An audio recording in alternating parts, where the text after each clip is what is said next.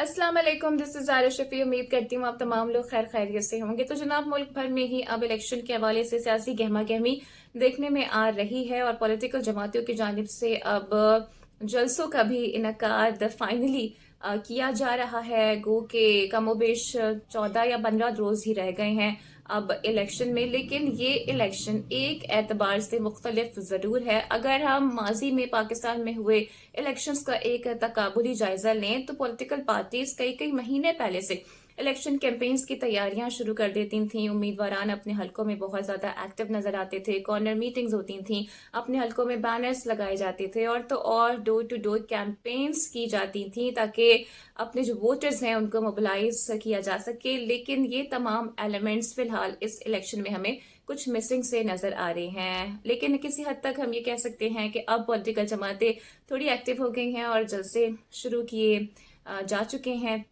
अब ये जलसे कितने कामयाब हैं, कितने नाकाम हैं, इसमें कितना क्राउड आ रहा है, ये एक अलग बहस है। लेकिन ये भी एक हकीकत है जो कि रोजे रोशन की तरह ही अब आया और वाजे हो चुकी है कि पाकिस्तान की सियासत में पंजाब को बेहद अहमियत मिलती है। और अब तो बाकायदा तौर पर इस पे एक मुहावरा भी बन चुका है कि जो पंजाब में हुकूमत बनाएगा मरकज में भी उसी की हुकूमत बनेगी। और इस इलेक्शन में भी हम देख रहे हैं कि पंजाब ही मरकज बना हुआ है और मुल्क में जो सियासी हलचल पैदा हो गई है इससे साफ जाहिर भी हो रहा है कि सियासी मैदान में पंजाब ही को खासी अहमियत मिलने वाली है।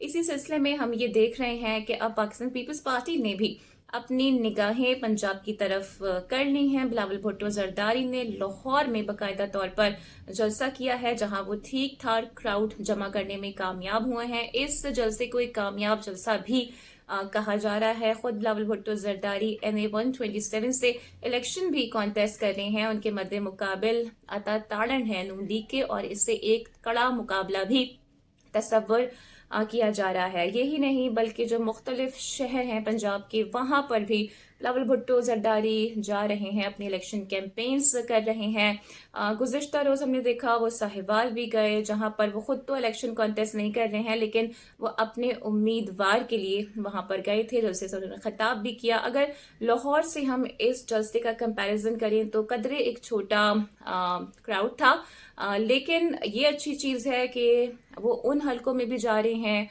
उन एरियाज को भी टच कर रहे हैं जहां पाकिस्तान पीपल्स पार्टी की इतनी ज़्यादा प्रेजेंस नहीं है, जहां वो इतनी ज़्यादा स्ट्रॉन्ग नहीं है। तो ये क्रेडिट ज़रूर जाता है बिलावल को कि वो इन मुश्किल एरियाज में भी जा रहे हैं। और बिलावल के इस अब लाहौर के और ख़ासकर पंजाब के दौरे के बाद ये सवालात भी उठने लगे हैं कि जैसे बिलावल भुट्टो जरदारी लाहौर में जलसा कर रहे हैं, क्या मियां मोहम्मद नवाज शरीफ भी कराची में ऐसा ही कोई जलसा करेंगे। जहां तक नून लीग की बात है तो आपको पता ही है कि पंजाब बशमूल लाहौर उनका एक स्ट्रॉन्ग किला तस्वर किया जाता है। 2018 में मुस्लिम लीग नून हुकूमत बनाने में नाकाम रही थी और पाकिस्तान तहरीक इंसाफ ने वहां पर हुकूमत बनाई थी और ठीक ठाक किस्म का डेंट पहुंचा था उनके वोट बैंक को भी। लेकिन अभी एक अपॉर्चुनिटी है नून लीग के लिए इस एतबार से भी कि Pakistan Tehreek Insaf as a party बल्ले के निशान पर कॉन्टेस्ट नहीं कर रही है और इससे डेफिनेटली एक गैप तो जनरेट हो गया है दीगर पार्टीज के लिए। और ये बेहतरीन मौका है नून लीग के लिए, इस्तेहकाम पार्टी के लिए या फिर जो भी पार्टीज पंजाब में इस वक्त मद्दे मुकाबिल हैं इलेक्शन में, वो अपनी इलेक्शन कैंपेन अच्छी तरीके से चला सकती हैं और अपने वोटर्स को मोबिलाइज भी कर सकती हैं। जहां तक मियां मोहम्मद नवाज शरीफ साहब की बात है तो 2 हलकों से वो इलेक्शन कॉन्टेस्ट कर रहे हैं, लाहौर 130 से और इसके अलावा जी मानसहरा NA 15 से। और इसी सिलसिले में हमने देखा कि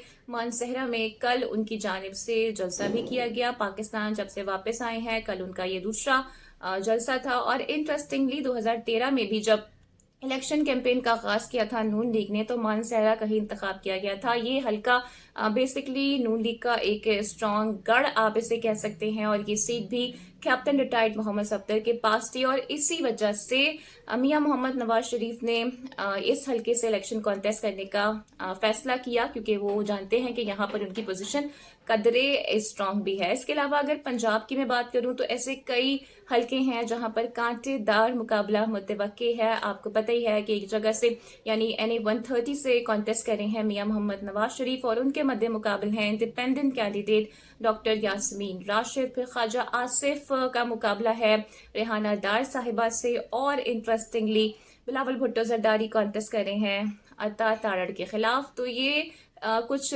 टफ कॉम्पिटिशन्स हैं जो कि देखने में आएंगे इलेक्शंस के दौरान। इसके अलावा जो पाकिस्तान तहरीक इंसाफ की बात है, तो डेफिनेटली अब उनके पास उनका इलेक्शन सिंबल नहीं है, इसलिए वो आज़ाद हैसियत में इलेक्शन कॉन्टेस्ट कर रहे हैं और ग्राउंड पर वो भी नज़र नहीं आ रहे हैं। इलेक्शन कैंपेन उनकी उस तरह से नहीं चल रही है, अलबत्ता सोशल मीडिया पर वो काफ़ी ज़्यादा एक्टिव नज़र आ रहे हैं और जो उनके उम्मीदवारान हैं वो अपने सिंबल्स की प्रमोशन तशहीर भी कर रहे हैं। इसके अलावा उन्होंने एक पोर्टल भी बनाया है जो कि वेब पोर्टल है, और उसमें उनके कैंडिडेट्स, उनके सिंबल और उनके हलकों और उनके नाम के हवाले से भी तमाम तर इंफॉर्मेशन दे दी गई है ताकि उनके वोटर सपोर्टर्स को मुश्किलात पैदा ना हो। लेकिन थोड़ी कन्फ्यूजन अभी उनके वोटर सपोर्टर्स में नज़र आ रही है, बिकॉज डेफिनेटली हर हलके के लिए, इनफैक्ट सूबाई असम्बली के लिए और नेशनल असम्बली के लिए जो भी कैंडिडेट्स हैं उनके भी सिंबल्स काफ़ी अलग अलग हैं और अजीबोगरीब किस्म के भी हैं।